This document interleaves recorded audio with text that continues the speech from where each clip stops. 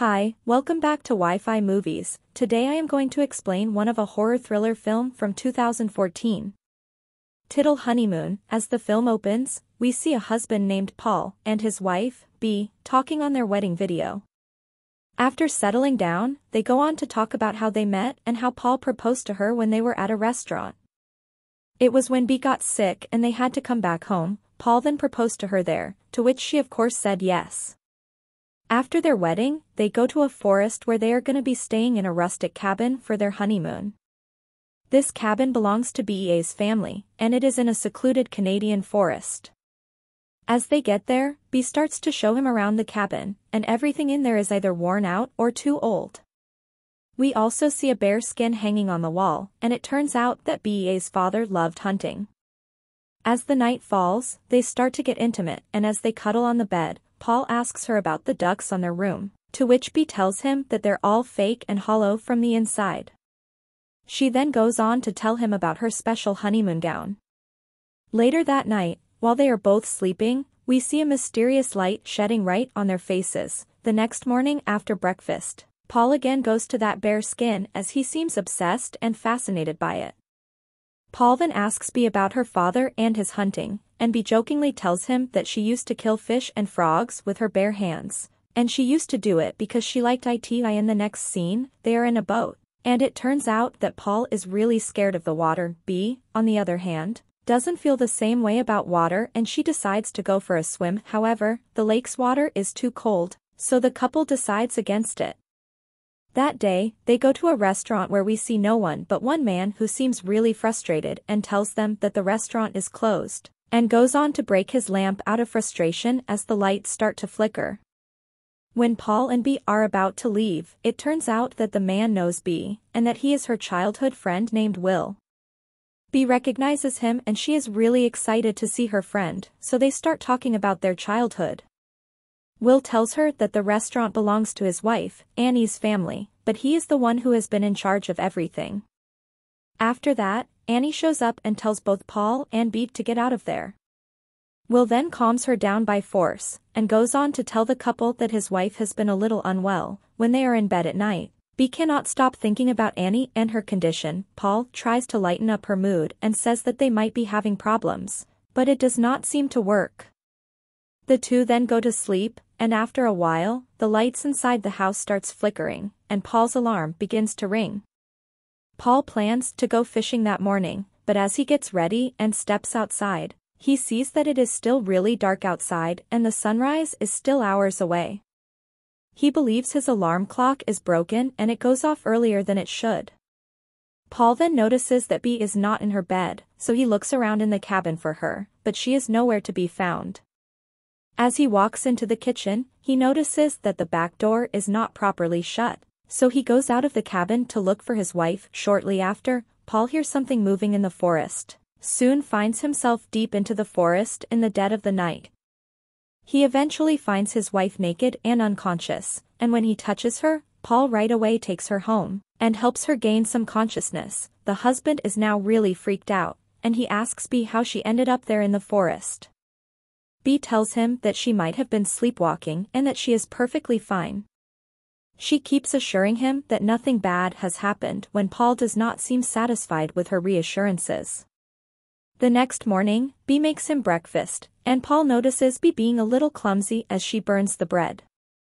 Paul again asks her what's going on with her, and she tells him the same thing, she is fine. Seeing the wife's condition, the husband says that she should see a doctor, but B refuses. Paul then goes on to take his coffee, and sees that she has not even made that right. He is really weirded out by everything, because he knows that B has never forgotten to batter the bread and never been a clumsy person. They then go to the river and Paul catches a frog, and starts to have fun with it, but Paul sees that B has been watching him, and not been giving any kind of reaction, and that also freaks him out given the fact that B always makes fun of frogs, plus, she is a very lively person. B then goes on to swim in the cold water, and that is also out of sorts for Paul, because B always stays away from the cold water. When they get back to their cabin, Paul again checks in with her, and she tells him that she has just been tired and that she is going to be fine soon enough. As they are making out, Paul notices some marks on her thighs, and B starts to hide them from him. Upon being asked, she tells him they must be mosquito bites. B then tells him that she is going to take a nap, leaving Paul perplexed. Paul then goes to the same area where he found B last night. There, he finds her nightgown, and as he touches it, he sees an unusual liquid thing on the gown. Paul notices that there is more than one footprint in the area, and he understands that she was not alone. When Paul gets home, he finds B in front of the mirror as she talks to herself. She is practicing different things she should speak in different situations. Paul now starts to observe B all the time, and comes to the conclusion that there is definitely something wrong with her. When Paul tries to get romantic with her, she goes on to stop him and says the same thing she was practicing in front of the mirror as she tells him that she has a headache. Paul is again weirded out and asks her if something happened that night, but she tells him that she was doing nothing but sleepwalking. Paul, however, is still suspicious since B doesn't have a history of sleepwalking. As they continue to make out, the husband asks her to wear her honeymoon gown, but she tells him that she has put it away for laundry. After hearing all of this, Paul is now really worried because he feels like he is living with a totally different person. In the middle of the night, when Paul is unable to sleep, he sees that B again goes out of the room. When she gets back, he asks her where she went and she tells him that she just went to drink some water. Paul cross-questions her as he asks her about her glass and B does not have an answer, which of course, because she doesn't have a glass with her. They then go on to sleep and we see a light coming inside the cabin again.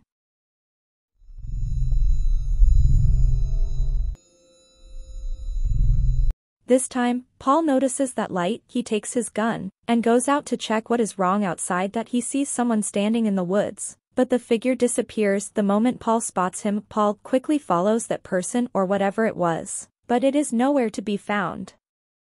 In order to scare it away, Paul fires a gunshot as well. In the meantime, B goes to the balcony to check where that gunshot came from.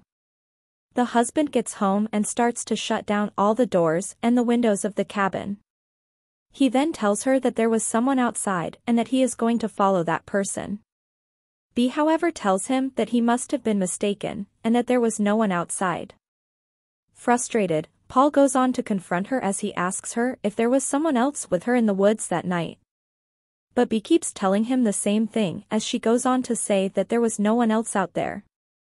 The husband suspects that Will was with B that night, and goes on to show her the nightgown.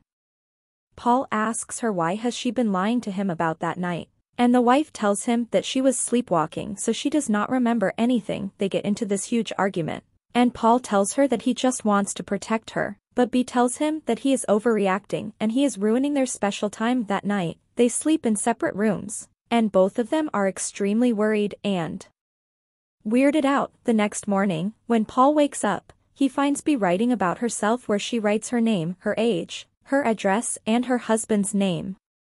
Paul asks her what she is writing about, and she hides the diary, telling him it's nothing.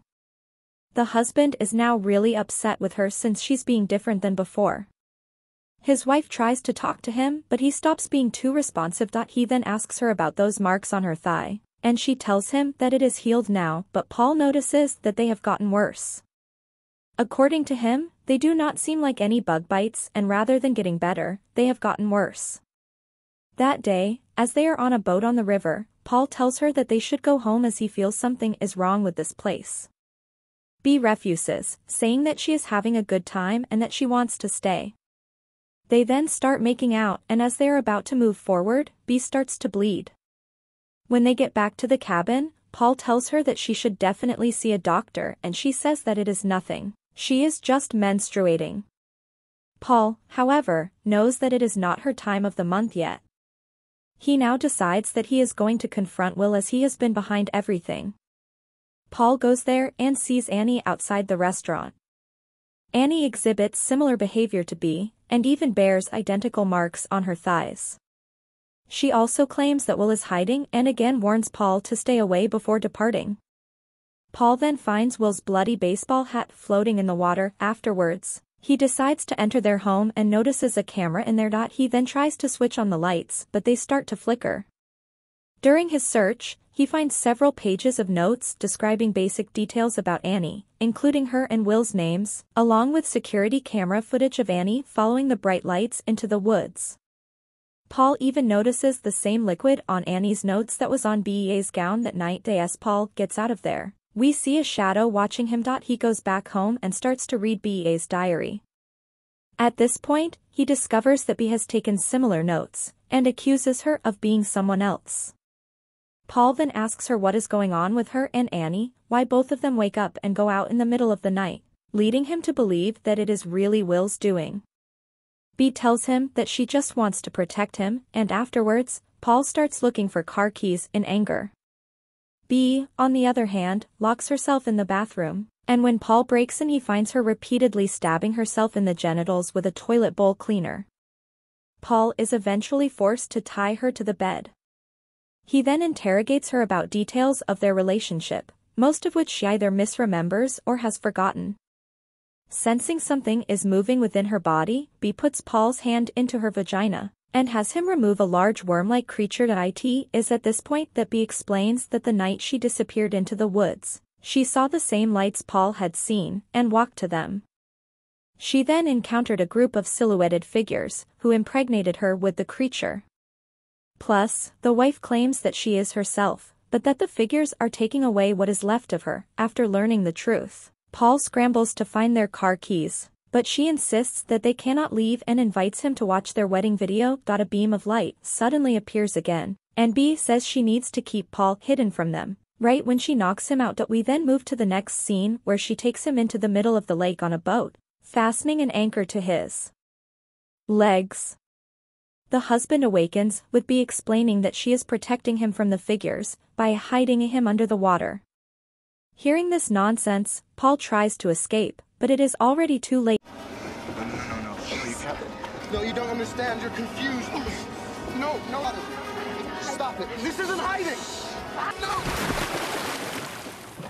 Following her husband's vanishing, Bea is shown to be deteriorating with her skin peeling off.